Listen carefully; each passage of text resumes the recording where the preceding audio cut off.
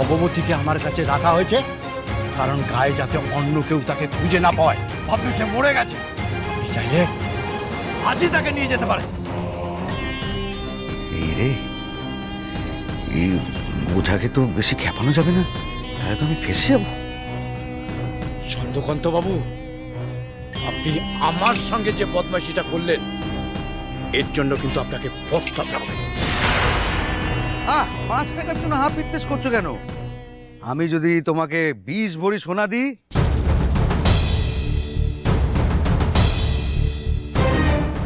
সোনা 20 ভরি? খাঁটি সোনা, তাও হাতে নাতে পাবে। কোথায় আছে? আমার পিসি শাশুড়ির চিলেকোঠার ঘরে। ওই গয়না নিতে এসেছিল ভবানী ডাকাত মুখুজ্জে বাড়িতে। মাধু পিসির ঘরে অনেক সোনা আছে, তার মধ্যে থেকে আমি তোমাকে 20 ভরি সোনা দিয়ে দেবো, আর বাদ বাকি সোনা আমি সরিয়ে নেব। আজ তুমি যখন দলবল নিয়ে কমলার ভূত ছাড়াতে আসবে, তখন আমি মাধু পিসির ঘরে ঢুকে ওই গয়নাগুলো চুরি করে নেব। বাড়ির লোক জানতে পারলে তো আমাদের আর আস্ত রাখবে না। আরে বাবা, বাড়ির লোক জানতে পারলে তো। গয়না চুরি হবে আর বাড়ির লোক জানতে পারবে না, তা কখনো হয় নাকি? তুমি সমস্ত গয়না চুরির দোষ মানকের বউয়ের ওপর চাপাবে। মানুষ চুরি করলে সাজা হয়, কিন্তু ভূত চুরি করলে না থাকবে খোঁজ, না হবে দোষ। কিন্তু আপনি যদি আবার জোর চুরি করেন? জোর চুরি করার হলে এই খবরটা আমি তোমাকে দিলাম কেন? বেশ, আমি রাজি। পিসেমশাই যে গয়না চুরির মতলব করছে না, মানিককে এক্ষুনি খবরটা দিতে হবে। আজ সন্ধে যাগযজ্ঞের পর বৌমার যে মুক্তি, আর কোনোদিনও তাকে দেখতে পাবো না। সারা জীবনের মতো আক্ষেপ রয়ে যাবে। শেষবারের মতো তার কাছ থেকে আমি ক্ষমাটুকু চাইতে। আর কেঁদো নে ছোট মামি, আর কেঁদো নে, আর মন খারাপ করো নে। নিজেকে সামলাও খুড়িমা। আরে মা তো খুব কষ্ট পাচ্ছেন। সে তো তোদেরকে দেখা দিয়েছে আমাকে ছাড়া, আমার উপর তার এত রাগ, এত অভিমান। ভূত তো ভগবানের মতোই হয় ছোট মামি, দেখা দেবো বলেই দেখা দেয়নি। ভোদা কিন্তু ঠিক কথাই বলেছে খুড়িমা। তবে তবে তার দেখা পাবো কি করে? আমার মনে হয় আরাধনার ত্রুটি হয়েছে খুড়িমা। আরাধনা? কিসের আরাধনা রে অরেন? বৌঠানকে তোয়াজ না করলে তো সে আর দেখা দেবে না খুড়িমা। তুমি বরং বৌঠানের পছন্দের খাবার, মানে ওই শুক্তো, মাছের মাথা দিয়ে মুগ ডাল, সর্ষে ইলিশ, পুকুরের বড় রুই মাছের কালিয়া, মিষ্টি, পায়েস, এগুলো একটু বেশি করে বানালেই হয়ে যাবে। এত খাবার? তুমি তো জানো খুড়িমা, ভূতেদের অনেক খিদে। বউঠান তো এখন একাই ওই 6 জনের খাবার একসাথে খেতে পারবেন। এদের ঘিলে ছাড়া আর কিচ্ছু মাথায় চলে না। কোনদিন দেখবো ভগবান বর দিলে হরিণ আরো একটা পেট চাইছে। তোরা ঠিক বলছিস তো? হ্যাঁ খুড়িমা, খাবার খেয়ে খুশি হলে দেখো মুক্তি পাওয়ার আগে বৌঠান ঠিক একবার দেখা দিয়ে যাবে। আমারও সেটাই মনে হয়। বলছি বোদা, আমি এক্ষুনি গিয়ে বৌমার জন্য রান্না চাপিয়ে দিচ্ছি। এক্ষুনি যাচ্ছি।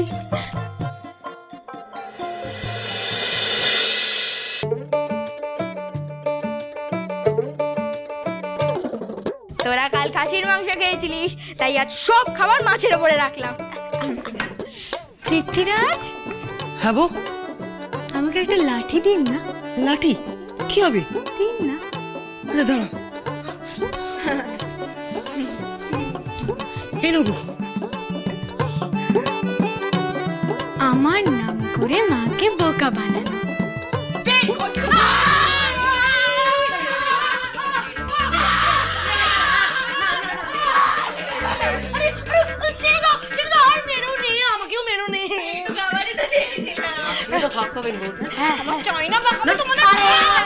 বেশ হয়েছে, এবার খা ঠেকানি। খবর আছে মানিক। কি খবর? আজ রাতে শুধু যজ্ঞ করে ভূত তাড়ানো নয়, তোর পিসেমশাই ওই মাধু ঠাকুমার গয়না চুরি করে মতলব করছে ওই চোরকে ওজার সাথে। বদল, আগেরবার মাটির ছাঁচ দিয়ে আলমারির নকল চাবিটা তৈরি করে তুমি একটা কাজের কাজ করেছিলে। কিন্তু সেই নাবের গুড় তো পিঁপড়ে খেয়ে গেছে। এবার যে তার চেয়ে অনেক বড় একটা কাজ তোমায় করতে হবে। আজ্ঞা করুন ছোট জমিদার মশাই, কি বানাতে হবে? এই ছোট জমিদার মশাই শুনতে শুনতে কানটা একেবারে পচে গেছে। এবার শুধু জমিদার মশাই শুনতে চায়। তার আগে ডাল পাতাগুলোকে আগে চাটতে হবে। দাদার ছেলেরা পাটা হলেও বড় বৌমা অরিমতি আর মাথা কানা একটু বেশিই চলে। তাই সবার আগে তার উপরেই কোপ পড়বে।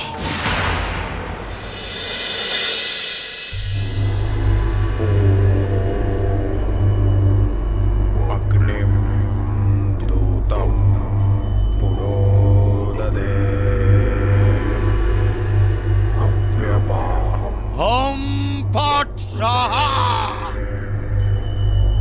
देवा এই!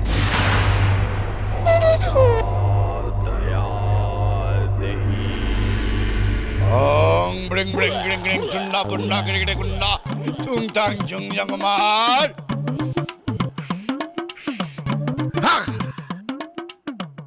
ওম ছট নমঃ, ওম ছট নমঃ, ওম ছট নমঃ।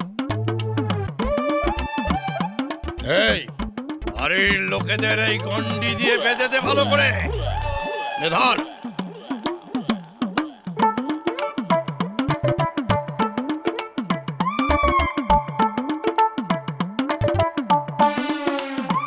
আপনারা যদি প্রাণে বাঁচতে চান তবে এই গন্ডির বাইরে বেরোবেন নে, না হলে কিন্তু আপনাদের বড় বিপদ হবে। এটা কি হচ্ছে বাবা? ওই মেয়ের অতিরিক্ত আত্মা যাতে আপনাদের স্পর্শ করতে না পারে তার জন্য এই বন্দোবস্ত। কেউ গন্ডির বাইরে বেরোবেন না। সবাই আছেন তো এখানে? না, সেই ধান্দা বাচ্চাকে দেখতে পাচ্ছি না। আপনি কি চন্দ্রকান্ত বাবুর কথা বলছেন? রতনের রতন ছেলে। হ্যাঁ বাবা, তাকে দেখতে পাচ্ছি না। ওনাকে আমি একটা বড় কাজে পাঠিয়েছি।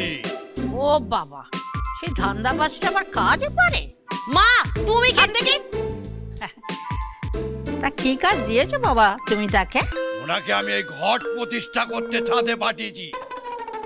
বাড়ির সব দিক ভালো করে বেঁধে তারপর এই যজ্ঞ শুরু করব আমি। যজ্ঞের কাছে এখন আজ তোর বাপ আসবে। মাধু পিসি তো আসে নাই।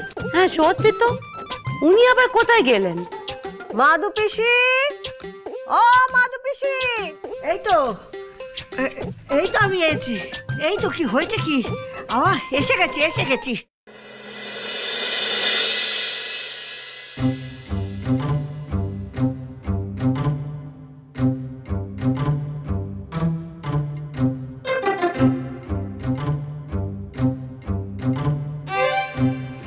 ওই 100 ভরি গয়নার বাক্স হাতানোর এর থেকে বড় সুযোগ আর আসবে না। নিচে সবাই ভূত তাড়াতে ব্যস্ত, ওদিকে মানকের বউয়ের ভূত বাড়ি ছাড়বে, আর এখানে মাধু পিসির গয়না হাফিজ হয়ে যাবে। কিন্তু ওই গয়নার পাহাড় মাধু পিসি কোথায় লুকিয়ে রেখেছে?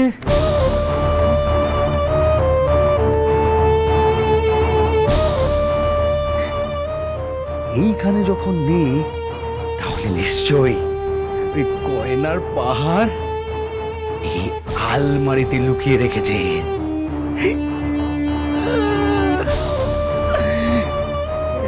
100 ভরি গয়নার মালিক হবো আমি। ভাবলেই তো গায়ে কাটা দিচ্ছে।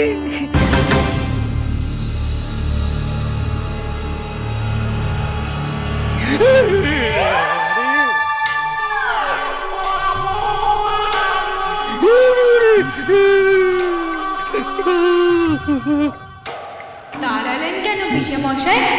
নীল গয়না নীল।